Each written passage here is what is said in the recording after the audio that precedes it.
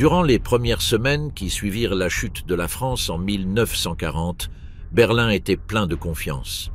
L'armée allemande avait vaincu l'ennemi avec une rapidité qui surprit même ses propres commandants. La quasi-totalité de l'Europe occidentale était sous le contrôle du Troisième Reich et Hitler pensait que la guerre pourrait bientôt prendre fin. Son regard se tourna vers l'Ouest. Bien que le Royaume-Uni restât hors d'atteinte, les dirigeants nazis pensaient qu'il ne tiendrait plus longtemps. Hitler était certain que les Britanniques tenteraient de négocier. Ses généraux, comme lui, pensaient que Londres était isolé et affaibli. Malgré cela, des doutes quant à la suite des événements commençaient à apparaître au plus haut niveau du commandement allemand. Certains avertissaient que toute tentative de traversée de la Manche serait compliquée, coûteuse et semée d'embûches. Malgré ces avertissements, des plans commencèrent à être élaborés pour attaquer les Britanniques par les airs et par la mer. L'état-major allemand commença à compiler des rapports sur les forces armées britanniques. D'après ces données, l'armée britannique était affaiblie et mal équipée. La marine, bien que nombreuse, manquait d'une bonne couverture aérienne. L'armée de l'air, la RAF, avait subi des pertes importantes lors de la campagne de France. Du point de vue allemand, tout indiquait que le moment était venu d'intensifier les efforts. Parallèlement, la propagande nazie intensifiait son message contre le Royaume-Uni. Elle parlait d'une nation isolée, acculée et sans but. La radio allemande diffusait des messages soulignant la faiblesse morale et politique du gouvernement britannique. Mais pendant ce temps, à Londres, Churchill renforçait sa position. Le Premier ministre britannique n'avait aucune intention de capituler ni de chercher à négocier. Durant ces semaines, Hitler tint une série de réunions avec ses conseillers militaires. Des scénarios possibles furent alors envisagés. Le plus radical était une invasion directe par mer. Cela nécessitait des moyens navals, un appui aérien total et une logistique très précise. Certains amiraux doutaient de la faisabilité d'une telle opération à court terme. D'autres proposaient de poursuivre les frappes aériennes pour contraindre le gouvernement britannique à céder sans avoir à débarquer de troupes. Au cours de ces discussions, les premières ébauches de ce qui allait devenir l'opération Sea Lion virent le jour. Bien que le plan n'ait pas encore été officiellement approuvé, les Allemands commencèrent à réfléchir sérieusement à la manière de mener une invasion amphibie. L'idée générale était d'établir une tête de pont sur la Manche, reliant les côtes françaises au sud de l'Angleterre. Les services de renseignement du Reich jouèrent également un rôle dans cette phase initiale. Ils recueillèrent des informations sur les points faibles des défenses côtières britanniques, les mouvements de troupes et l'activité navale.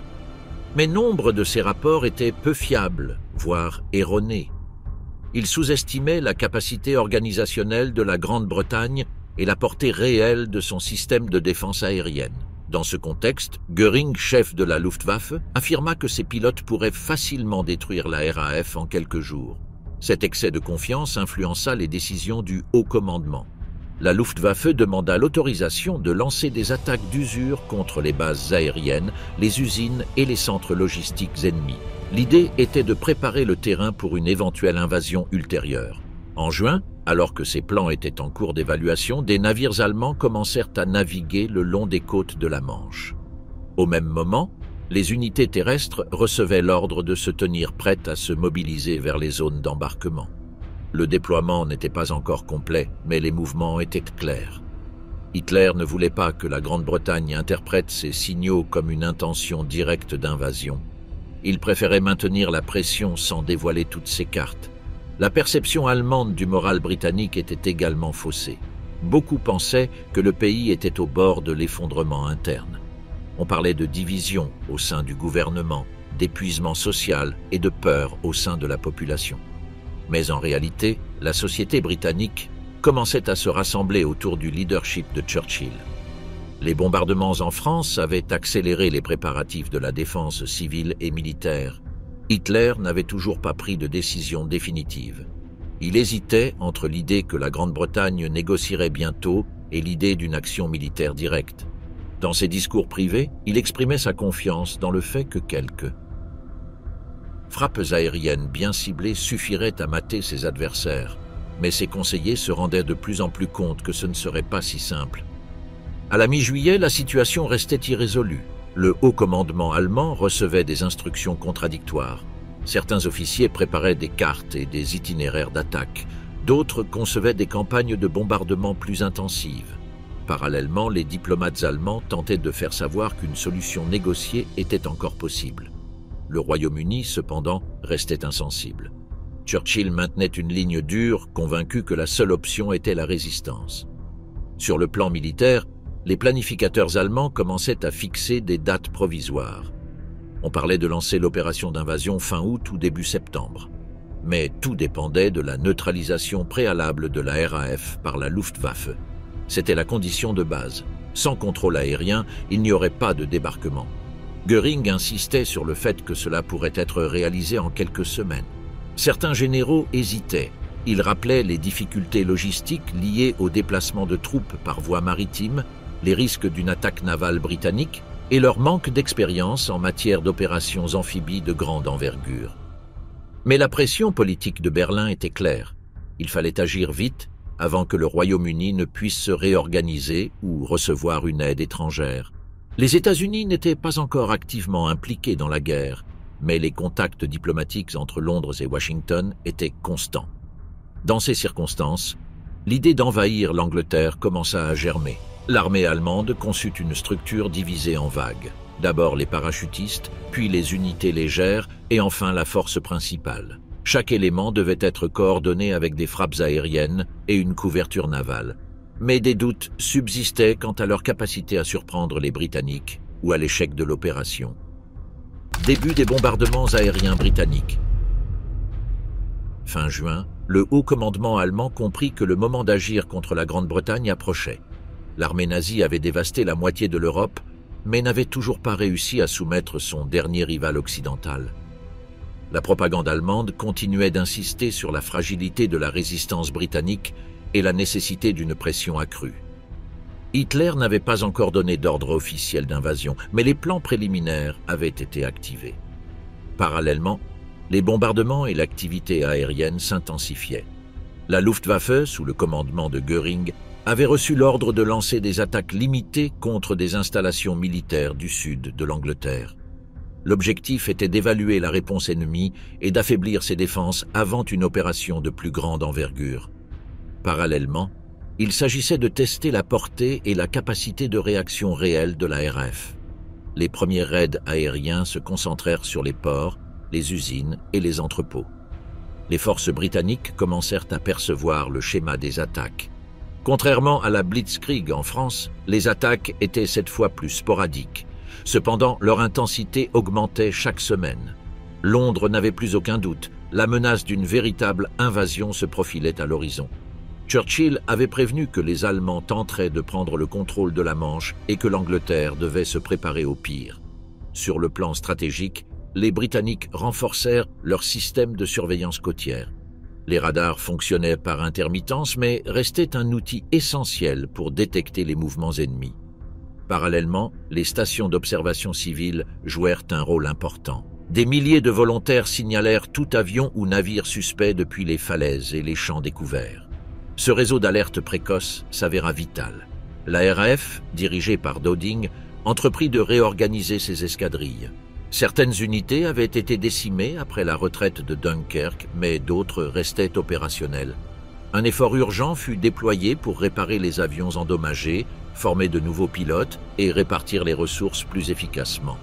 L'objectif était d'empêcher qu'une seule frappe ennemie ne détruise l'ensemble de la capacité de défense aérienne. En Allemagne, la Luftwaffe interpréta les premières attaques comme n'ayant pas reçu de réponse vigoureuse. Cela alimenta le sentiment que la RAF était en mauvaise posture. Göring exploita cette perception pour convaincre Hitler qu'une campagne aérienne soutenue pourrait éliminer l'aviation britannique sans invasion. L'idée d'une offensive aérienne massive qui laisserait la Grande-Bretagne sans défense fut évoquée. Pendant ce temps, les Britanniques réparaient non seulement leur système militaire, mais aussi leur système civil. Les exercices de bombardement s'intensifièrent, des abris furent construits dans des villes comme Londres et des tracts contenant des instructions à la population furent distribués. Les autorités locales collaborèrent avec le gouvernement pour maintenir l'ordre. Malgré la peur, la détermination à résister grandit. Les raids aériens se poursuivirent tout au long du mois de juillet. Certaines nuits, la côte sud de l'Angleterre était illuminée par les projecteurs de la défense aérienne, tandis que les canons tentaient d'abattre les bombardiers allemands. Toutes les attaques ne furent pas précises. Certains obus tombèrent en rase campagne, tandis que d'autres touchèrent des zones habitées. La population civile commença à prendre conscience que la guerre était proche. La propagande nazie exploita ces bombardements pour annoncer la fin imminente de la Grande-Bretagne. Des messages se répandirent, assurant que les prochains jours seraient décisifs. Mais dans les milieux militaires allemands, tout n'était pas rassurant. Certains officiers avertissaient que la RAF n'était pas vaincue et que les Britanniques semblaient se réorganiser mieux que prévu. Dans la Manche, l'activité navale s'intensifiait également. Des sous-marins allemands patrouillaient les routes avoisinantes, tandis que des navires lourds se positionnaient pour d'éventuelles manœuvres de soutien. Cependant, la Royal Navy demeurait une menace considérable. Le haut commandement allemand savait que tout débarquement devait éviter toute confrontation directe avec la flotte britannique. Le seul moyen d'y parvenir était de contrôler d'abord le ciel. La pression sur Hitler s'intensifiait. Göring insistait sur le fait que la clé résidait dans la suprématie aérienne. Si la RAF pouvait être éliminée, la Grande-Bretagne serait sans défense. Mais d'autres chefs militaires en doutaient. On craignait l'attrition de la Luftwaffe si la campagne s'éternisait. De plus, l'invasion exigeait d'énormes préparatifs logistiques qui n'étaient pas encore achevés. À cette époque, Hitler commença à parler plus ouvertement de l'opération Lion de mer. Bien qu'il ne s'agisse pas encore d'un plan officiellement approuvé, ses conseillers savaient que c'était la direction qu'il prenait. Des unités commencèrent à être mobilisées vers le nord de la France, des dépôts de carburant furent établis et une recherche de navires capables de traverser la Manche fut lancée. La marine allemande, cependant, disposait de nombreuses réserves. La Manche était étroite mais fortement gardée. Les raids aériens servirent de test pour mesurer les temps de réaction et évaluer les itinéraires sûrs. Des aérodromes clés en Angleterre commencèrent également à être identifiés pour être détruits lors de futures vagues d'attaques. Göring demanda un rapport détaillé sur l'emplacement de chaque base de la RAF. À partir de là, une stratégie d'attaque systématique fut élaborée pour être exécutée dans les semaines suivantes. À Londres, Churchill analysait chaque nouvelle manœuvre. Il savait que le pays ne pouvait rivaliser avec l'Allemagne en termes d'avions ou de troupes, mais il avait confiance en son organisation et en sa capacité de résistance. Il donna des ordres clairs. Ne pas céder d'un pouce, maintenir un moral élevé et préparer la population au pire. Des manuels de défense furent imprimés, les ports renforcés et chaque citoyen fut invité à se tenir prêt à collaborer. Les signes d'une escalade étaient clairs. À Berlin, Hitler avait donné des instructions pour que l'invasion puisse être lancée dès que le contrôle aérien serait assuré. Cela fixait une échéance tacite pour la Luftwaffe. Göring savait qu'il ne disposait que de quelques semaines pour atteindre cet objectif avant que les conditions météorologiques ne rendent impossible une opération amphibie. La fenêtre était courte et la pression s'accumulait. Les jours passaient et chaque attaque allemande était répliquée avec une précision accrue par la RAF. Bien qu'ils perdaient des avions, les Britanniques parvenaient également à abattre des chasseurs et des bombardiers ennemis. Il devenait clair que la bataille ne serait pas aussi simple qu'on le pensait. Les rapports de renseignement montraient que la RAF était loin d'être terminée. Les pilotes combattaient toujours et la production de nouveaux avions ne s'était pas arrêtée. Malgré tout, la population civile britannique restait déterminée. Les gares continuaient de fonctionner, les services de base fonctionnaient et la presse s'efforçait de maintenir le calme. On évitait de parler de défaite et on mettait en avant les cas de résistance victorieuse. Les récits de pilotes revenus blessés mais vivants contribuaient à maintenir le moral. Fin juillet, la situation avait changé. Ce qui semblait initialement n'être qu'une série d'attaques isolées s'était transformé en une campagne aérienne de plus en plus intense. Le Royaume-Uni refusait de céder et l'Allemagne se préparait à l'étape suivante. L'idée d'une bataille aérienne totale était en marche. Le mois suivant serait décisif. Décision de non-retour à Downing Street. Alors que la menace d'une attaque allemande s'intensifiait, la position de non-cession se renforçait au sein du gouvernement britannique. Churchill était convaincu que la volonté du pays devait rester inébranlable. Lors de ses réunions avec son cabinet, il insista sur le fait qu'aucun accord ne serait conclu avec Hitler.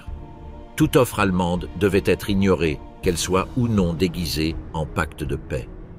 Le Premier ministre comprenait qu'une partie du succès dépendait de la maîtrise du discours. C'est pourquoi il accordait une attention particulière à la radio. Ses discours étaient soigneusement préparés pour atteindre clairement chaque foyer du pays. Il évitait d'utiliser des mots complexes, préférant des phrases directes et faciles à répéter. Cela contribuait à renforcer l'idée que le Royaume-Uni pouvait continuer seul, sans capituler ni dépendre de qui que ce soit. À la mi-juillet, la presse et la radio s'alignaient sur ce message. Les éditoriaux appelaient à l'unité. Les détails négatifs étaient évités et l'accent était mis sur les exemples de courage. Des histoires de pilotes blessés retournant à l'aérodrome ou de communautés rurales participant à la réparation des pistes circulaient quotidiennement. Cela non seulement remontait le moral, mais contribuait également à créer un réseau collaboratif. Le Parlement fonctionna sans interruption. Il ne fut ni fermé ni délocalisé. La continuité institutionnelle était perçue comme un signe que le pays n'était pas en train de se disloquer. Churchill s'en servit pour montrer que, contrairement à la France, le Royaume-Uni ne connaissait pas de chaos politique. La figure du roi joua également un rôle clé. George VI resta à Londres, visita les zones bombardées et apparut aux côtés de volontaires. Sa présence renforça l'idée d'unité nationale. Sur le plan militaire, les efforts de récupération des avions furent accélérés. Des ateliers d'urgence furent installés dans les écoles et les usines. Les techniciens travaillèrent sans relâche pour remettre en vol tout avion réparable. Parallèlement, de nouveaux pilotes furent formés. La priorité était d'accroître la rotation des escadrilles. S'appuyer sur quelques vétérans n'était plus une priorité. Les universités furent l'un des points focaux de ce plan. Des étudiants dotés de connaissances techniques furent recrutés pour participer aux tâches de maintenance. Nombre d'entre eux assumèrent des responsabilités habituellement réservées à du personnel spécialisé. Le système s'adapta. Aucune expérience préalable n'était requise. La rapidité et la capacité à suivre les ordres étaient davantage valorisées. Cette approche pragmatique fut efficace. Churchill savait qu'une bonne armée ne suffisait pas. Il était tout aussi important de conserver le soutien de la population. C'est pourquoi il soutint la création d'unités de protection civile dans chaque quartier. Il ne s'agissait pas seulement de déclencher des sirènes ou de construire des abris. Des patrouilles de nuit, des cours de premiers secours et des exercices furent également organisés. Le message était clair, chacun devait participer. Dans certaines zones rurales, la réponse fut encore plus intense. Les habitants s'organisèrent pour surveiller les ponts, les routes et les gares. Ils craignaient une infiltration de commandos allemands avant une invasion générale. Des barrières de fortune furent érigées aux carrefours clés. Dans les petites villes, enseignants et commerçants étaient chargés de coordonner ces actions. L'effort était collectif. La police s'adapta également. De nouvelles règles furent établies pour contrôler l'information. Il était interdit de divulguer les itinéraires des convois, l'emplacement des bases ou les mouvements de troupes. Les contrevenants étaient arrêtés sans délai. Parallèlement, un bureau spécial fut créé pour répondre aux fausses rumeurs. L'objectif était d'éviter la panique. Toute information devait être vérifiée avant d'être diffusée. À Londres, des bombardements sporadiques ne parvinrent pas à endiguer l'activité. Les stations de métro servaient d'abri, mais aussi de centre de coordination. Dans certains cas, de brèves réunions entre responsables se tenaient sur les quais, profitant des moments de calme. Les sirènes étaient fréquentes, mais la routine persistait. Le gouvernement britannique investissait également dans l'industrie. Des accords furent signés avec des entreprises pour réorienter leur production. Les usines automobiles commencèrent à fabriquer des pièces d'avion. Les usines textiles à confectionner des uniformes. La devise était simple, tout pour la guerre. Cette transformation n'était pas parfaite, mais elle permit d'accroître la capacité de réaction en un temps record. La pénurie de matériaux les força à chercher des solutions insolites. Des objets du quotidien furent recyclés pour en extraire le métal. Les campagnes de collecte concernaient toutes sortes de choses, des canettes aux vieux outils. Les enfants y participèrent activement. Des écoles entières se mirent à collecter de la ferraille. Ce n'était pas seulement utile, cela leur servait aussi à s'occuper et à se connecter à l'effort national. Sur le plan international, Churchill maintenait des contacts réguliers avec Washington. Bien que les États-Unis ne soient pas encore entrés en guerre, leurs relations se renforçaient. Soutien logistique, prêts et ressources étaient sollicités. Le Premier ministre comprenait que sans aide extérieure, le combat serait plus difficile. Mais il savait aussi qu'il devait paraître fort pour que les Américains lui fassent confiance. La résistance n'était pas seulement matérielle, elle se menait aussi par des idées. Dans les universités, des débats sur la liberté et la dictature furent promus. Des cycles de films patriotiques furent organisés. La culture devint un outil. Les théâtres restèrent ouverts, malgré des restrictions. Certaines pièces furent écrites pour ce moment précis. Le message était le même, ne pas abandonner. Fin juillet, des signes d'unité étaient visibles. Le réseau de défense s'était étendu, la RAF reprenait des forces et le gouvernement conservait le contrôle. La menace n'avait pas disparu, mais la riposte britannique était en marche. Ce n'était pas seulement une bataille militaire, c'était aussi un affrontement de volonté. L'Allemagne observait tout. Les espions du Reich rapportaient que la population britannique n'avait pas cédé. Les stations de radio enregistraient des changements de ton dans les discours. On ne parlait plus tant de peur que de préparation. Cette évolution inquiétait certains secteurs de la direction nazie. Ils craignaient qu'un retard dans l'invasion ne mette fin à l'avantage. À Berlin, les débats sur la faisabilité de la traversée de la Manche s'intensifiaient. Mais pendant ce temps, la Grande-Bretagne prenait des mesures fermes. Le pays ne s'était pas effondré après le retrait de la France. Au contraire, il semblait plus uni. La décision de résister n'était pas seulement politique. Elle était concrète, quotidienne et partagée par toutes les couches de la société. Les démarches secrètes d'Hitler pour conquérir l'Angleterre. Hitler commença à envisager sérieusement une entrée en Grande-Bretagne par la force. Jusque-là, il avait laissé planer la possibilité d'une reddition spontanée des Britanniques, mais face à l'impossibilité de le faire, il opta pour une voie plus directe. Le plan commençait à prendre forme et ses conseillers militaires s'attelèrent à sa réalisation. Le projet fut baptisé « Opération Lion de mer ». Ce n'était pas une improvisation, mais tout n'était pas encore réglé. On savait qu'il fallait agir vite, avant la fin de l'été. Hitler était convaincu qu'il ne fallait pas laisser passer l'occasion offerte par la chute de la France. La distance entre Calais et les côtes anglaises était courte, et si la Luftwaffe contrôlait le ciel, une invasion serait possible. Les chefs d'état-major n'en étaient pas totalement sûrs. Ils savaient que ce n'était pas comme envahir la Belgique ou la Norvège. Le Royaume-Uni disposait d'une marine puissante, et il serait difficile de traverser la Manche avec des milliers d'hommes sans protection. Malgré cela, Hitler insista sur l'idée et leur imposa un délai pour présenter une proposition concrète. Il souhaitait que ses troupes puissent traverser en quelques jours si tout se passait bien vu des airs. Pendant ce temps, les services de renseignement allemands s'efforçaient d'identifier d'éventuels points de débarquement. Les plages entre Douvres et Portsmouth étaient envisagées comme option de choix. Ce n'étaient pas les emplacements les plus faciles, mais elles offraient un accès rapide depuis le continent. Les marées, les vents et les défenses côtières ennemies étaient également étudiés. C'était un calcul complexe mais indispensable pour une invasion. Le commandement naval exprimait de nombreux doutes. Il savait qu'il ne disposait pas de suffisamment de navires adaptés pour transporter des divisions entières. De plus, il craignait que la Royal Navy n'attaque les convois avant qu'ils n'atteignent la terre ferme. Il proposa donc d'utiliser des navires commerciaux adaptés, des barges fluviales, et même de petites embarcations pouvant être enchaînées pour transporter troupes et véhicules. La solution était peu orthodoxe, mais il n'y en avait pas de meilleure à l'époque. Le problème était le temps. La modification des navires et la formation des équipages prendraient des semaines. Et si les conditions météorologiques se dégradaient en septembre, le plan était compromis. Malgré cela, Hitler voulait maintenir cette option. Il ordonna la concentration des ressources à proximité des ports du nord de la France. L'armée fut chargée de mobiliser des divisions vers la zone d'embarquement. Des camps furent établis et des dépôts de carburant, de munitions et de ravitaillement furent construits. Les unités sélectionnées comprenaient de l'infanterie, de l'artillerie légère et quelques formations motorisées. Les chars lourds ne devaient pas être utilisés dans la phase initiale, car leur débarquement était difficile sans port sûr. Parallèlement, la Luftwaffe devait être chargée de neutraliser la RAF. C'était la condition première du succès du plan.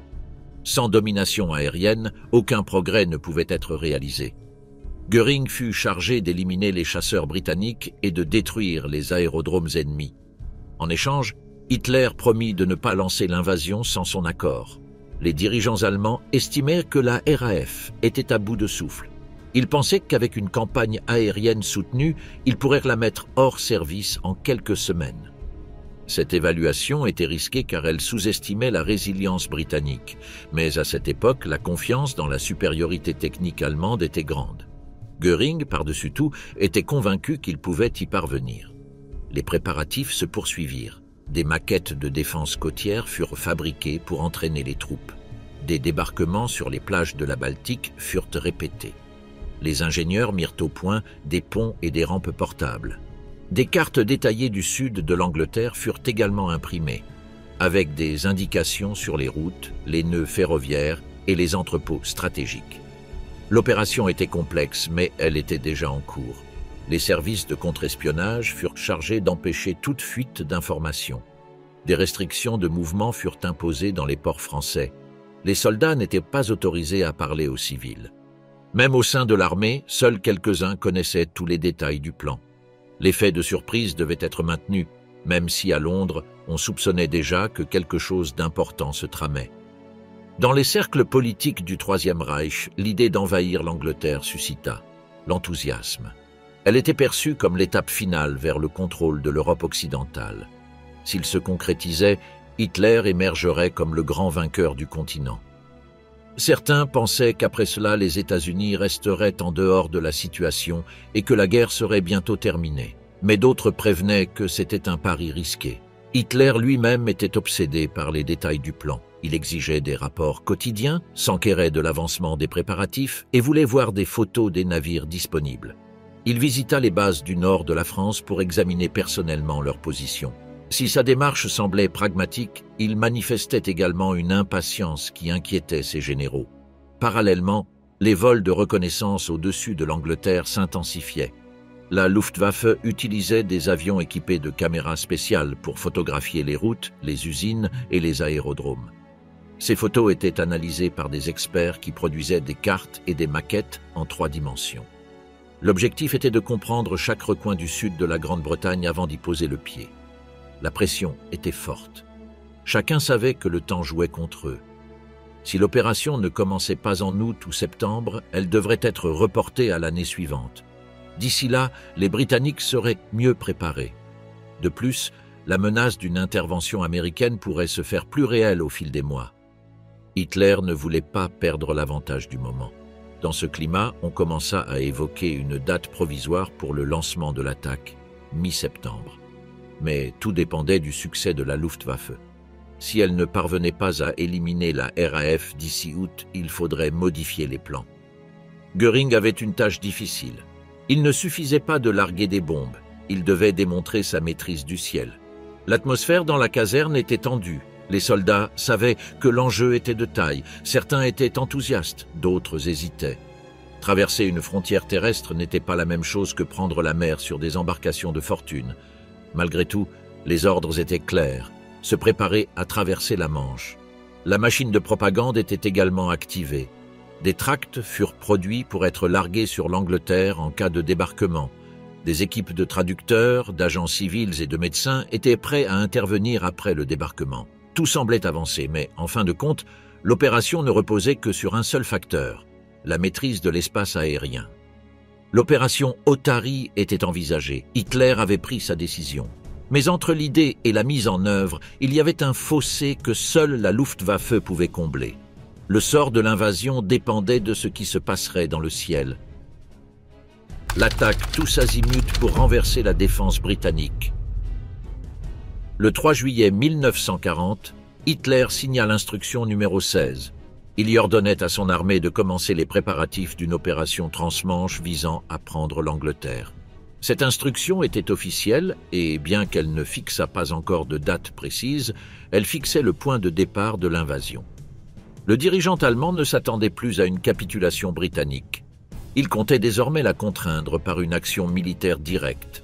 L'ordre précisait que la traversée devait s'effectuer depuis différentes zones situées entre l'ouest de la France, la Belgique et les Pays-Bas, et que le déploiement serait rapide et massif. Il était nécessaire de s'assurer qu'une fois sur les côtes britanniques, les troupes ne seraient pas repoussées.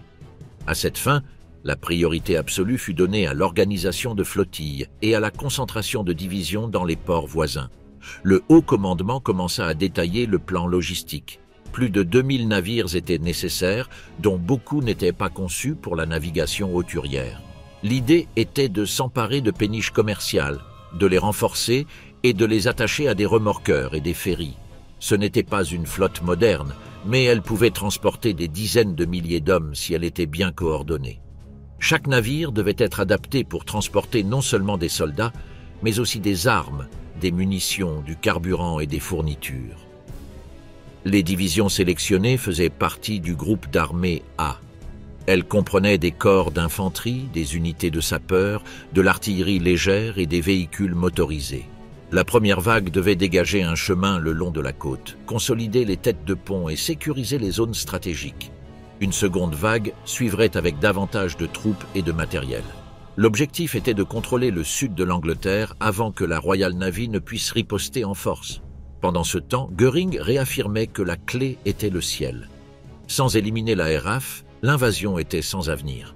Le chef de la Luftwaffe s'engagea à lancer une campagne aérienne tous azimuts. Il comptait beaucoup sur les chasseurs Messerschmitt et les bombardiers Heinkel. Il prévoyait des attaques massives contre les aérodromes, les dépôts de carburant et les usines aéronautiques. S'il parvenait à affaiblir suffisamment la RAF, une invasion terrestre pourrait commencer en quelques semaines. Une phase de pré-invasion fut définie, impliquant une reconnaissance approfondie du sud de l'Angleterre. Des avions espions seraient utilisés pour prendre des photographies détaillées. L'emplacement exact des défenses, des canons côtiers, des routes intérieures et des mouvements des forces britanniques devait être connu. Ces informations serviraient à ajuster les plans de débarquement. De plus, des campagnes de désinformation étaient prévues.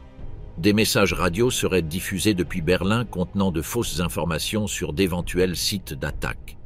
L'objectif était de semer la confusion au sein du haut commandement britannique et de le forcer à disperser ses forces. Parallèlement, des agents allemands tentèrent d'infiltrer le Royaume-Uni, sans succès. Le contre-espionnage britannique s'était considérablement amélioré depuis le début de la guerre. Pour remonter le moral de ses troupes, Hitler commença à visiter les unités clés. Il s'entretint avec les soldats, inspecta les bases et exigea des rapports d'avancement quotidiens. Son obsession du détail s'accrut. Il s'enquit du nombre exact de barges prêtes, du niveau de carburant stocké et des conditions météorologiques dans le canal. Il ne voulait rien laisser au hasard. Le 5 août, l'opération Sealion devint officiellement une priorité militaire. Bien que cela n'ait pas été annoncé publiquement, il était entendu dans les dépêches du Reich que la traversée du canal était l'étape décisive. Hitler était convaincu qu'avec une frappe bien ciblée, la résistance britannique s'effondrerait. Il ne pensait pas que les Britanniques pourraient soutenir seuls le combat longtemps. Cette même semaine, la date provisoire du lancement de l'invasion fut fixée au 15 septembre. À cette date, la Luftwaffe devait avoir acquis la supériorité aérienne. Des objectifs quotidiens furent fixés pour chaque groupement tactique. Les bombardiers devaient détruire les pistes, les chasseurs devaient éliminer les avions ennemis en vol, et les unités tactiques devaient couper les communications internes britanniques. Les répétitions se poursuivirent sur le continent. Des essais nocturnes de chargement et de déchargement des troupes furent menés. Des quais de fortune furent construits pour s'entraîner au débarquement. Désignations maquettes du littoral anglais furent même utilisées pour aider les soldats à mémoriser les itinéraires. Bien que l'improvisation fût évidente, la charge de travail était lourde. Chaque jour comptait. Göring réorganisa également ses forces. Il divisa la Luftwaffe en 3 sections. Une concentrée sur le sud-est de l'Angleterre, une autre sur le centre-sud de l'Angleterre et une 3e sur la zone ouest. L'objectif était de saturer le ciel sous tous les angles possibles. Les bases en France, en Belgique et aux Pays-Bas regorgeaient d'avions prêts à décoller. La pression sur les pilotes était intense. Ils savaient que toute l'opération dépendait de leur succès. À Londres, Churchill avait déjà reçu des informations sur ces mouvements. Les services de renseignement britanniques interceptèrent les messages et analysèrent les plans de vol. Bien qu'ils ne connaissent pas tous les détails, ils savaient que quelque chose d'important se préparait. Par conséquent, des ordres furent donnés pour renforcer les défenses côtières et accélérer la production de chasseurs. De nouveaux radars furent également activés pour détecter les attaques plus tôt. Le 7 août, l'Allemagne lança son premier raid aérien majeur. Elle bombarda ports, stations radars et hangars. Bien que les dégâts furent limités, c'était un signe clair que la campagne aérienne avait commencé. Dès lors, la pression augmenta de jour en jour. Les sirènes retentirent dans plusieurs villes. Les chasseurs britanniques décollèrent sans relâche. Malgré les attaques, la RAF résista. Les pertes étaient réelles, mais la capacité de réaction l'était tout autant. Les mécaniciens travaillaient jour et nuit pour réparer les avions endommagés. Les pilotes se relayaient sans beaucoup de repos, et les usines, bien qu'attaquées, continuaient de produire. Cette résilience commença à inquiéter certains généraux allemands. Le 13 août, l'Adlertag, le jour de l'Aigle, fut lancé. C'était la première tentative de destruction totale de l'aviation britannique. On espérait qu'avec une offensive massive, l'objectif serait atteint en 2 ou 3 jours. Mais la météo s'en opposa.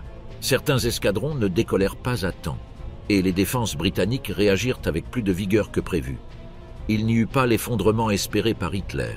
Malgré le revers, Hitler ne recula pas. Il maintint le 15 septembre comme date butoir. Si le ciel n'était pas maîtrisé d'ici là, l'opération devrait être annulée. Mais il restait confiant. Il pensait que la RAF était plus faible qu'il n'y paraissait. Cette insistance le poussa à autoriser davantage d'attaques, même contre des zones civiles, espérant briser le moral de l'ennemi. Le pari était perdu. L'opération Lion de mer dépendait des airs. Hitler avait risqué son prestige, ses ressources et sa confiance dans une offensive qui présentait plus de risques que de garanties. La Manche était prête à être traversée, mais le ciel ne bougeait pas. Les ports français deviennent la base de l'assaut. Alors que la campagne aérienne se poursuit, l'armée allemande continue de rassembler des ressources dans les ports du nord de la France. À la mi-août, la zone entre Boulogne, Calais et Dunkerque est remplie de péniches, de remorqueurs, de grues et de trains déchargeant du matériel militaire jour et nuit. Chaque quai est occupé, et les unités s'entraînent à tour de rôle à l'embarquement de véhicules et de soldats dans des conditions réalistes. Les ingénieurs allemands adaptent les péniches fluviales pour résister à la houle du canal. Ils soudent des renforts métalliques, ajoutent des rampes de fortune et testent des combinaisons de traction pour les déplacer en groupe. Les tests montrent que de nombreuses embarcations sont instables, mais le temps manque pour fabriquer des alternatives. Les mécaniciens s'emploient également à transformer de vieux ferrys et des navires civils en transport de troupes. L'effort est urgent. Des divisions d'infanterie sélectionnées commencent à se diriger vers la côte en secret. Des camps sont installés avec des tentes, des cuisines mobiles et des centres de communication. Les troupes reçoivent des instructions constantes sur la manière d'embarquer rapidement. L'entraînement est répétitif mais nécessaire. La moindre erreur pendant la traversée peut semer le chaos. Les commandants de chaque unité examinaient l'ordre d'entrée, les horaires de navigation et le chargement que chaque convoi devait transporter. Les barges étaient divisées en flottilles. Chaque flottille avait un itinéraire défini et un point de débarquement assigné sur la côte anglaise. Le plan consistait à diviser l'attaque en plusieurs secteurs au sud de l'Angleterre, afin de désorienter les défenses britanniques et de freiner leur riposte. Malgré les répétitions, des doutes subsistaient quant à la capacité de la flotte improvisée à survivre à la traversée. La météo était un autre facteur pressant. Les marées de la Manche pouvaient devenir imprévisibles à l'automne, et si l'invasion n'avait pas lieu rapidement, elle devrait être reportée au printemps suivant. Hitler ne voulait pas attendre aussi longtemps. Chaque jour, il demandait des bulletins météorologiques et des données sur les vagues, la visibilité et la vitesse du vent. Les prévisions étaient étudiées comme des rapports de bataille. De l'artillerie fut également déployée dans le nord de la France. Des canons lourds étaient pointés sur le canal pour couvrir l'avancée des convois. Depuis certaines positions, des obus pouvaient atteindre la côte anglaise. Ces tirs d'appui devaient dissuader la marine britannique ou contribuer à ralentir son intervention. De plus, des stations radars et de communication furent installées le long de la côte pour coordonner les mouvements. L'armée allemande stockait d'importantes quantités de munitions, de carburant et de rations à proximité des ports. Des dépôts cachés furent construits parmi les arbres ou à l'intérieur de bâtiments abandonnés. Chaque division devait acheminer du ravitaillement pendant les premiers jours de combat. Ensuite, si les ports anglais étaient sécurisés, une seconde ligne de ravitaillement serait ouverte. Mais tout dépendait de la conquête rapide de ces positions clés. La Luftwaffe commença également à coordonner ses vols avec les préparatifs de l'armée. Certains bombardiers furent affectés à la destruction de cibles proches des zones de débarquement afin de faciliter la progression terrestre. D'autres devaient couvrir le canal le jour de la traversée, attaquant les navires ennemis ou les unités côtières britanniques. Les communications entre les commandements aériens et terrestres étaient constantes, quoique pas toujours fluides. Le risque d'être détecté augmentait avec le nombre de troupes et de navires. Les services de renseignement britanniques commencèrent à capter des signaux radio et à observer des mouvements inhabituels depuis leur base côtière. À Londres, les rumeurs d'invasion se multiplièrent. Churchill ne connaissait pas la date exacte, mais il savait que le danger était réel. Il ordonna le renforcement de toutes les défenses du Sud. La Royal Navy organisa des patrouilles permanentes dans la Manche. Ces destroyers naviguaient de nuit à la recherche de formations ennemies. De plus, des mines marines furent posées le long des voies d'accès potentielles. La RAF intensifia également ses vols de reconnaissance, prenant des photographies aériennes des côtes françaises. Chaque nouvelle barge détectée était indiquée sur les cartes. Malgré tout, Hitler restait convaincu de la faisabilité du plan. Le 25 août, il réaffirma que l'invasion serait lancée en septembre, à condition que la RAF soit neutralisée. À cette date, les attaques aériennes allemandes s'étaient intensifiées, mais la résistance britannique ne montrait aucun signe d'affaiblissement. Malgré cela, le Führer souhaitait maintenir la pression. Il ordonna à toutes les forces d'être prêtes à se déplacer dans les jours qui suivirent. Les unités allemandes reçurent des instructions sur la conduite à tenir une fois en Angleterre. On leur enseigna des phrases d'anglais de base, des cartes détaillées furent distribuées et des exercices de contrôle urbain furent menés. Certains soldats s'entraînèrent à progresser dans des rues étroites ou à s'emparer de gares. Toute improvisation susceptible de désorganiser l'attaque devait être évitée. L'enthousiasme des commandants était mitigé. Nombre de généraux savaient que la logistique était fragile. Tout changement de temps ou une réaction brutale de la Royal Navy pouvait faire dérailler l'opération. Mais personne n'osa contredire ouvertement Hitler. Ils se contentèrent de suggérer de nouvelles répétitions ou de demander quelques jours de préparation supplémentaires. Le haut commandement allemand créa un centre de coordination pour diriger l'opération depuis le continent. De là, les communications, les changements d'itinéraire et les décisions en temps réel seraient gérées. Des lignes téléphoniques directes furent établies avec les commandants de flottille et de division. Des signaux codés furent également préparés pour donner l'ordre final de appareiller. La Manche semblait calme, mais en contrebas, la plus grande tentative d'invasion de l'histoire récente se préparait. Des dizaines de milliers de soldats attendaient le signal d'embarquement. Les plages françaises avaient été transformées en zones de départ militaire. Barges, canons, chars et chevaux remplissaient les champs. Chaque nuit, les moteurs vrombissaient et l'entraînement se poursuivait. Pendant ce temps, en Angleterre, la population civile restait en alerte. Les autorités locales préparaient des abris, abattaient des arbres pour bloquer les routes et entraînaient des groupes de défense. La peur était réelle. Si beaucoup ignoraient quand l'attaque aurait lieu, ils l'attendaient depuis des semaines. La radio, les journaux et les discours de Churchill maintenaient le moral, mais l'atmosphère était tendue. Dans la nuit du 1er septembre, Hitler demanda un autre rapport général. Il voulait savoir si tout était prêt. Les commandants répondirent par l'affirmative même s'ils savaient en privé qu'il y avait des failles. La météo restait préoccupante et la RAF, bien que malmenée, continuait le combat. Pourtant, le chef allemand persévérait. Il n'y avait pas de retour en arrière possible. La Luftwaffe déclenche le jour de l'Aigle. La Luftwaffe peaufine ses plans pour une attaque massive contre les forces aériennes britanniques. Göring, convaincu que la clé de l'invasion de l'Angleterre réside dans la domination du ciel, organise l'offensive la plus ambitieuse jamais menée. L'opération est baptisée Adlertag, le jour de l'Aigle. La date choisie est le 13 août, avec pour objectif de mettre rapidement la RAF hors de combat. Le plan prévoit d'attaquer des bases aériennes, des hangars, des pistes, des stations radars et des centres de commandement. L'offensive ne viendra pas uniquement du nord de la France. Des avions déployés en Belgique, aux Pays-Bas et en Norvège y participeront également. Plus d'1 millier de sorties par jour sont prévues. Les chasseurs doivent escorter les bombardiers, balayer le ciel et dégager la voie pour les cibles britanniques.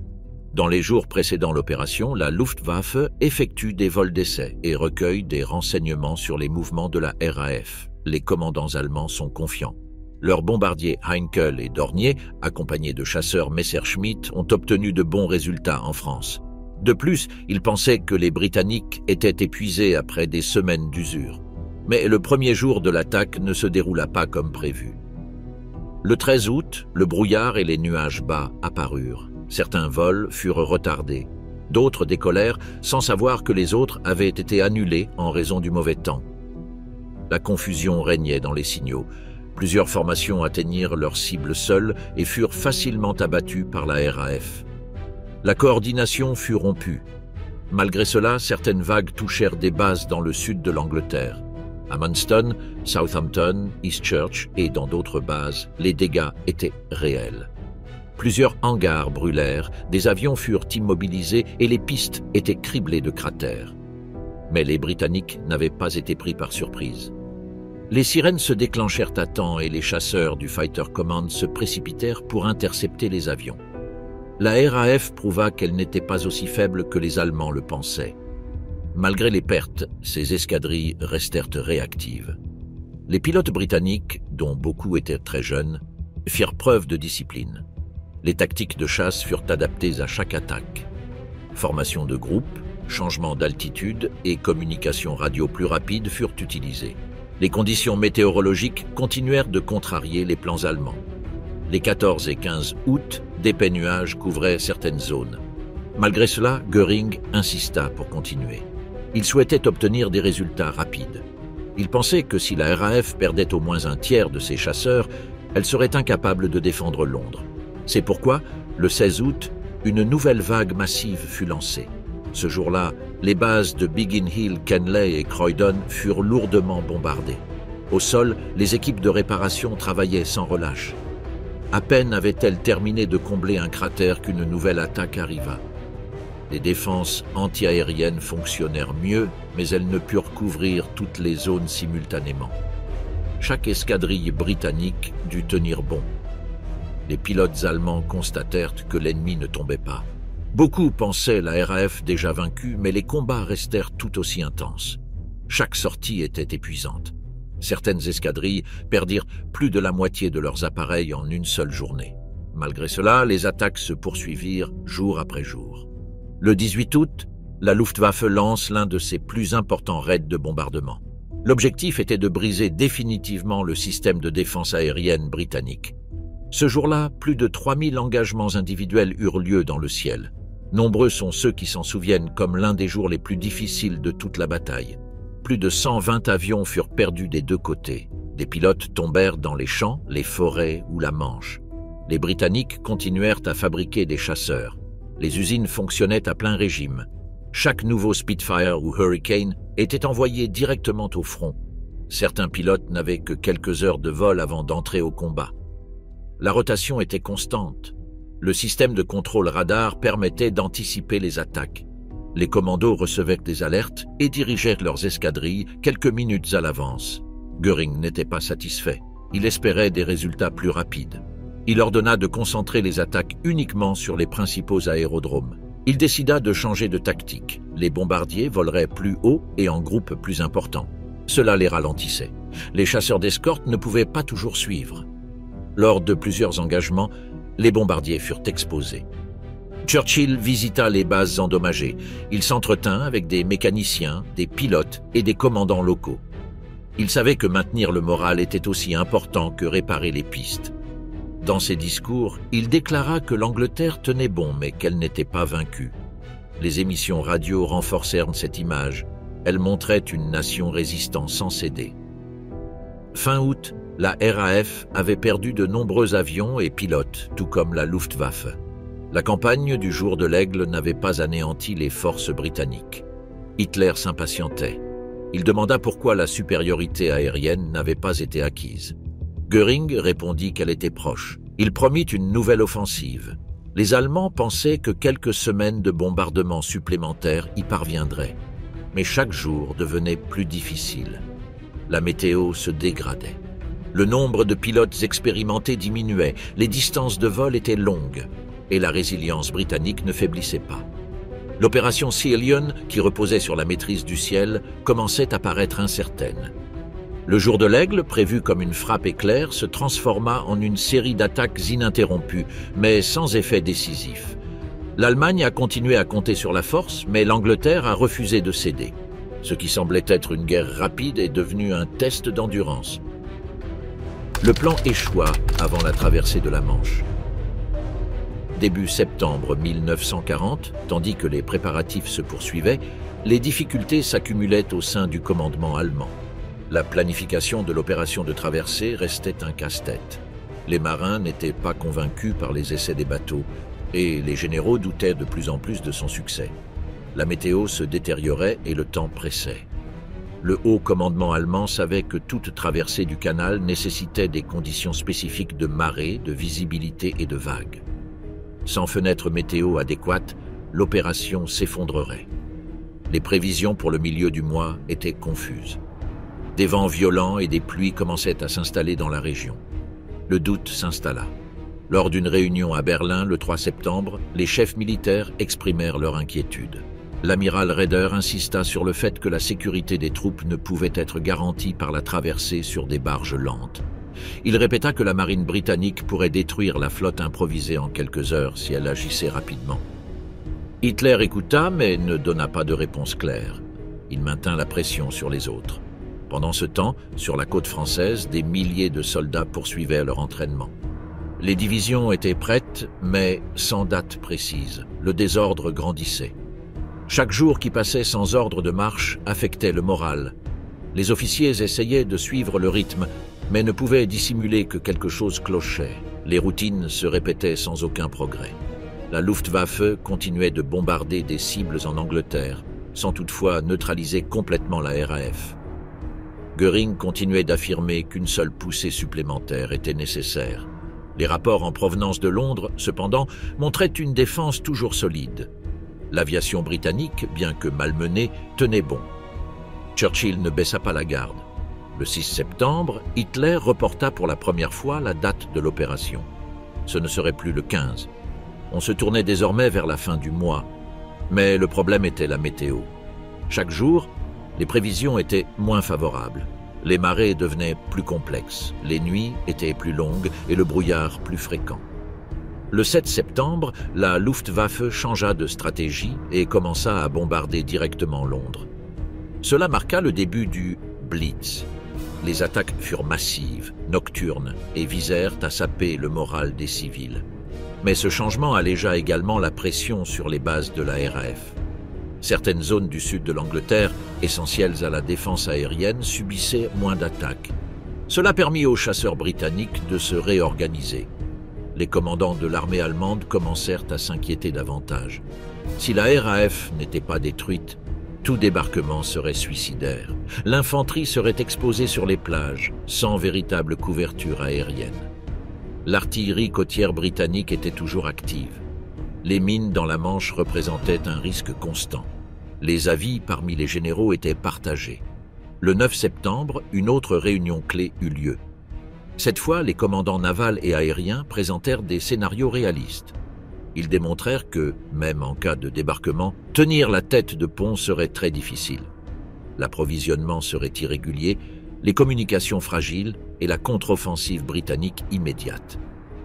Hitler n'était pas entièrement convaincu, mais il n'ignora pas non plus l'information. Bien qu'il ordonna la poursuite des préparatifs, il ne donna pas l'ordre définitif. Il se contenta de dire que cela restait possible si la situation s'améliorait. L'atmosphère dans les casernes allemandes commença à changer. Certains considéraient déjà l'invasion comme un symbole plutôt qu'une réelle ressource. De l'autre côté de la Manche, les Britanniques ne savaient pas exactement ce qui se passait, mais ils sentaient que quelque chose avait changé. L'activité allemande n'augmentait pas. Les patrouilles navales ne trouvaient pas de grande formation. Des espions rapportaient que les trains circulaient moins en France. Churchill les exhorta à ne pas se laisser aller à la complaisance, tout en reconnaissant que la menace directe pourrait s'affaiblir. Le 12 septembre, Hitler rencontra le général Jodl pour examiner tous les rapports. Ils discutèrent de logistique, de météo, du moral des troupes et de la puissance navale. Le résultat fut un nouveau report. Il n'y avait plus de date fixe. Officiellement, l'opération n'était pas annulée, mais elle était suspendue pour une durée indéterminée. Sur le papier, elle était toujours d'actualité. En pratique, elle devenait de moins en moins probable. Les divisions allemandes commencèrent à réduire leur entraînement. Certaines unités furent déplacées vers d'autres zones. Le matériel lourd fut stocké. Les bateaux, dont beaucoup étaient déjà détériorés par l'attente, furent laissés à quai, inutilisés. Certains commandants demandèrent de nouveaux ordres. Ils hésitaient entre continuer à attendre et se préparer pour une nouvelle mission. Le temps continuait de se dégrader. Le 14 septembre, des tempêtes s'abattirent dans la Manche. Certaines barges se détachèrent de leurs amarres. La marine allemande subit des dommages mineurs, ce qui renforça l'idée qu'une action supplémentaire était impossible. Raeder insista de nouveau pour une annulation officielle.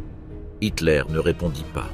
Le 15 septembre, sans ordre d'attaque, la RAF fit face à l'une de ses plus importantes offensives aériennes. Ce fut l'une des batailles les plus intenses de toute la campagne. Les Britanniques parvinrent à repousser la plupart des bombardiers. Ils abattirent de nombreux avions ennemis. Le moral allemand en pâtit. Le message était clair, l'Angleterre tenait toujours. Le 17 septembre, Hitler prit la décision finale. Il n'y aurait pas d'invasion. Il ordonna aux troupes de regagner leurs positions initiales. L'opération Sea Lion fut suspendue sans date. Aucune autre tentative ne serait entreprise cette année-là. La Manche ne serait toujours pas traversée. Il ne l'annonça pas publiquement. Seuls quelques commandants étaient au courant de la situation. Une directive secrète fut envoyée de Berlin. Elle stipulait que l'armée allait se concentrer sur un changement d'objectif. On commençait à parler de nouveaux objectifs à l'Est. L'attention se portait sur l'Union soviétique. Le chapitre de la tentative d'invasion de l'Angleterre se refermait sans avoir été réalisé. Sur la côte française, les soldats commencèrent à démanteler leurs camps. Les barges furent remorquées jusqu'au fleuve. Le matériel fut redistribué. Certains officiers éprouvèrent du soulagement, d'autres de la frustration. Ils s'étaient entraînés pendant des semaines sans bouger. L'opération la plus ambitieuse de l'armée allemande échoua. Les Britanniques, ignorant les détails, comprirent que le pire était passé. Churchill resta ferme dans ses messages. Il ne se réjouissait pas encore, mais il savait que le pays avait tenu bon. La défense fonctionna. La RAF ne tomba pas. Et la marine maintint la Manche fermée. L'invasion n'eut pas lieu. Non par manque de volonté, mais à cause d'erreurs de calcul, de problèmes techniques et d'une résistance inattendue. Ce fut une victoire britannique sans un seul soldat ennemi sur les plages. L'échec présumé que personne ne voulait consigner par écrit. Après des semaines de tension et d'attente, le 17 septembre 1940, Hitler ordonna la suspension indéfinie de l'opération Lion de mer. Il le fit sans annonce officielle, sans discours ni explication publique. Pour de nombreux militaires allemands, cette décision fut interprétée comme une reconnaissance tacite de l'impossibilité d'envahir la Grande-Bretagne. Ce matin-là, le haut commandement reçut l'ordre par voie interne. L'activité, en cours depuis des semaines dans les ports du nord de la France, commença à ralentir. Les troupes retournèrent à leur position précédente. Les bateaux rassemblés pour la traversée furent retirés ou abandonnés. Les camps d'entraînement furent vidés. L'idée d'une traversée massive de la Manche n'était plus envisagée. Ce plan, présenté comme possible si la supériorité aérienne était acquise, semblait désormais illogique. Les rapports de la Luftwaffe indiquaient que la RAF n'avait pas été détruite et que la résistance britannique demeurait intacte. L'espoir d'un effondrement interne en Grande-Bretagne ne se matérialisa jamais. Dans les jours qui suivirent la suspension, certains commandants commencèrent à s'interroger sur les raisons de cette situation. Plusieurs officiers d'état-major ont souligné un manque de coordination entre les commandements de l'armée de terre, de la marine et de l'armée de l'air. L'absence de stratégie unifiée, l'improvisation logistique et l'excès de confiance avaient conduit à l'échec d'un projet qui n'était jamais prêt à être exécuté. Les documents internes de la Wehrmacht parlaient d'un report et non d'une annulation. Mais chacun savait que l'automne et l'hiver rendraient toute opération amphibie impossible. La fenêtre de temps pour une attaque s'était refermée. Au fil des jours, il devenait évident qu'elle ne serait pas reprise. La priorité commençait à se déplacer vers l'Est. À Berlin, l'attention d'Hitler se détourna rapidement. Il commença à parler fréquemment de l'Union soviétique. Les projets d'expansion territoriale à l'Est prenaient de l'ampleur. L'échec de l'invasion de la Grande-Bretagne était rarement évoqué. Il ne correspondait pas à l'image de puissance que le régime souhaitait projeter. C'est pourquoi les déclarations publiques à ce sujet étaient évitées. Göring, à qui l'on doit la supériorité aérienne, tenta de justifier le résultat. Il affirma que ses forces avaient durement frappé la RAF, mais qu'elle manquait du soutien logistique nécessaire pour la détruire complètement.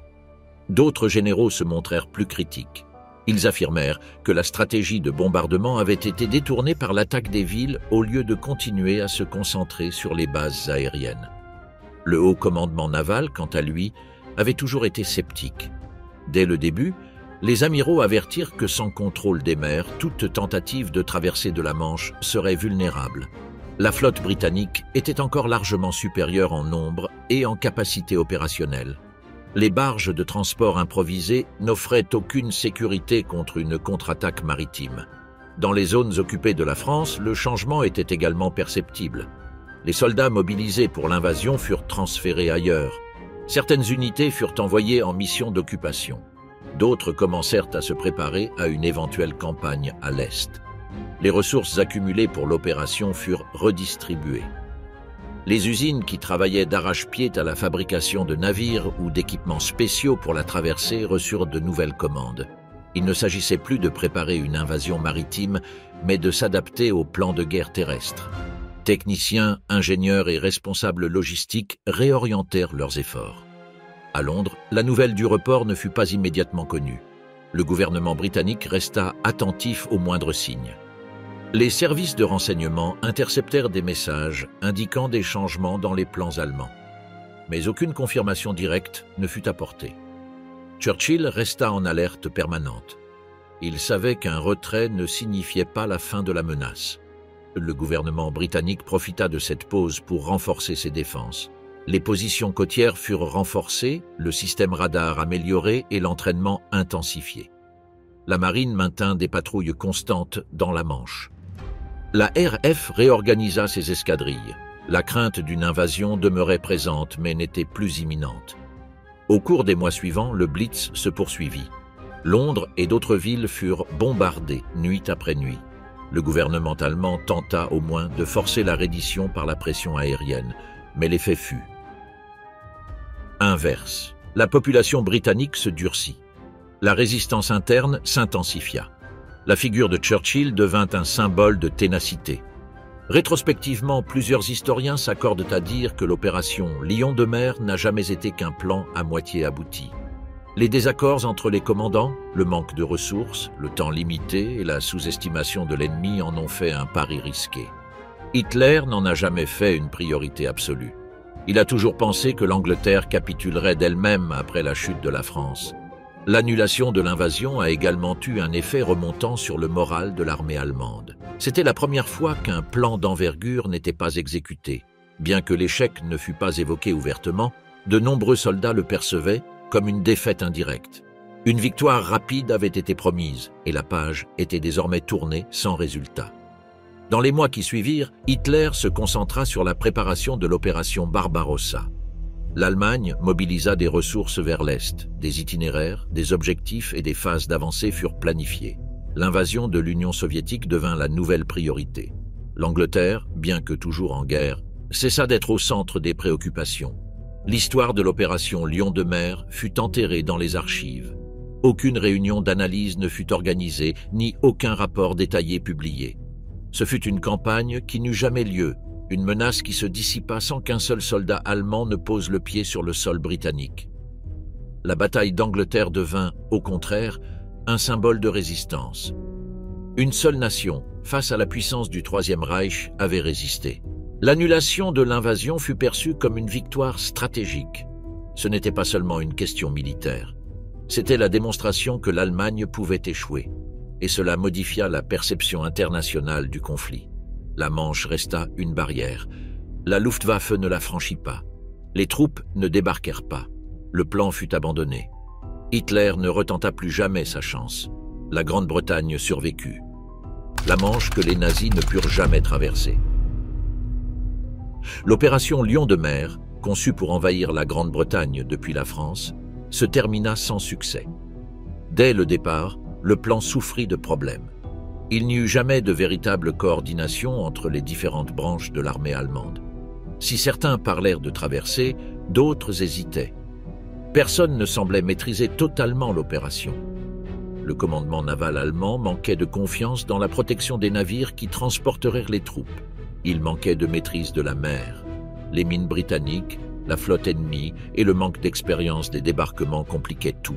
Les embarcations de fortune étaient inutiles pour une opération de cette ampleur. Raeder lança rapidement un avertissement, mais il fut ignoré. Göring affirma que la Luftwaffe suffirait à écraser les Britanniques par les airs. Il pensait que sans la RAF dans les airs, la traversée serait facile. Mais il échoua à l'éliminer. La RAF résista avec moins de pilotes, moins d'avions, mais une meilleure organisation. La stratégie allemande changeait trop souvent. Ils passèrent de l'attaque de bases aériennes au bombardement de Londres. Cela donna aux Britanniques le temps de se reprendre. Pendant ce temps, l'armée s'entraînait en France, attendant l'ordre. Les troupes étaient prêtes en nombre, mais sans plan précis. Les exercices étaient répétitifs. Le moral s'érodait. Sans date précise, tout semblait au point mort. Les généraux savaient que l'automne apporterait du mauvais temps. Chaque semaine qui passait réduisait les options. Le 15 septembre, la RAF abattit un grand nombre d'avions allemands. Ce fut l'apogée des défenses aériennes britanniques. Pour beaucoup en Allemagne, cela prouva que la supériorité aérienne ne viendrait pas. 2 jours plus tard, Hitler annula l'invasion. Il ne l'annula pas officiellement, mais chacun comprit qu'elle n'aurait pas lieu. Le régime nazi ne reconnut jamais publiquement l'échec. Il cessa simplement d'en parler. Dans ses communiqués, il répétait sans cesse que tout se déroulait comme prévu. En réalité, il avait abandonné l'idée. L'attention commença à se tourner vers l'Est. L'Union soviétique devint la nouvelle cible.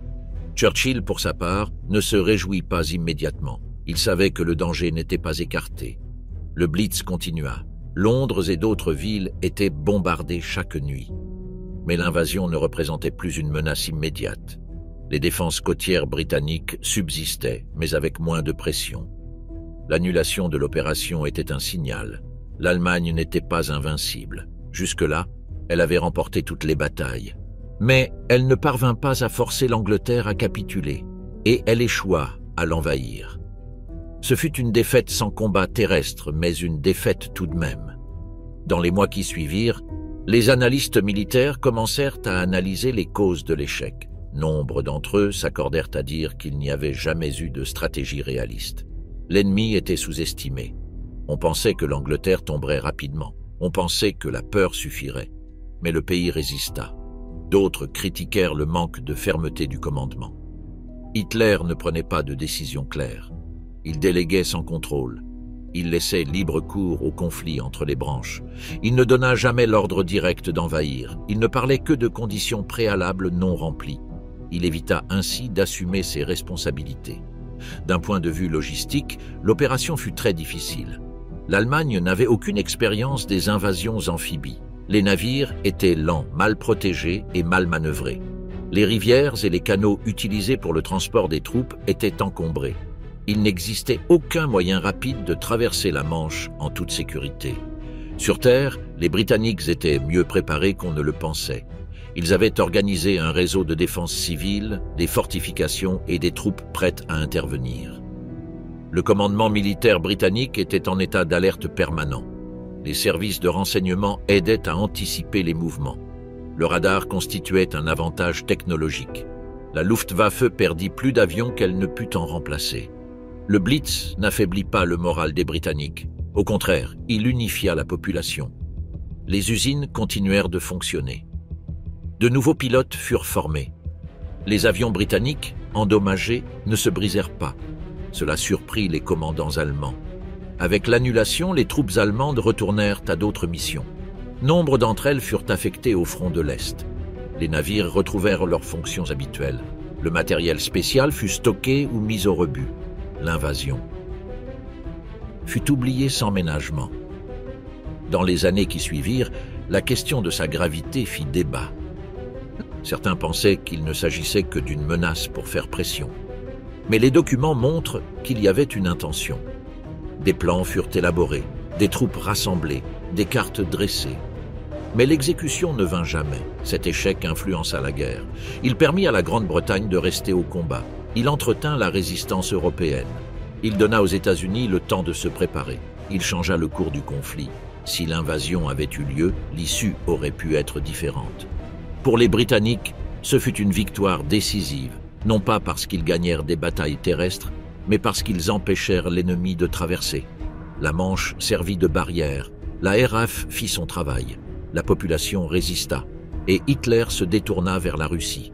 L'opération Lion de mer est aujourd'hui étudiée comme un exemple de mauvaise planification. C'était une idée sans fondement solide, lancée sans préparation complète, soutenue par des vœux pieux et anéantie par la réalité. Ils ne traversèrent jamais la Manche. Ils ne posèrent jamais le pied sur le sol anglais. Le plan resta lettre morte. Ce fut le premier revers majeur du Troisième Reich.